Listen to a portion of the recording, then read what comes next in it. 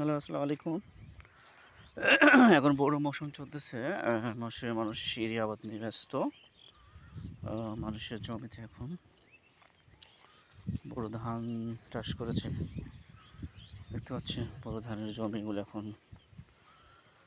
মোটামুটি পানিতে পরিপূর্ণ। জমি এখন মানুষ জমিতে সার দিয়েছে। জমি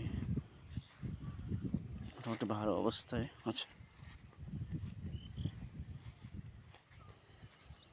এখন পোকার ওষুধ দিতে হবে।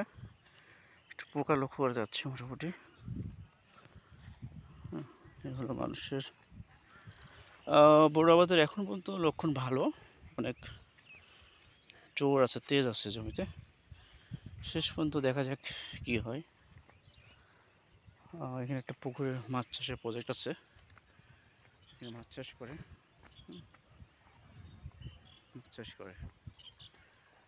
আর জমির চেয়ে এখন পুকুরে মাছ চাষ করে মনে হয় বেশি ভালো। পোকা দেখা যাচ্ছে, ওষুধ মারতে হবে, স্প্রে দিতে হবে একটা।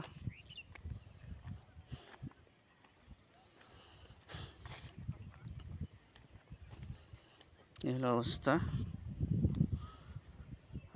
সবাই ভালো থাকবেন। আল্লাহ হাফেজ।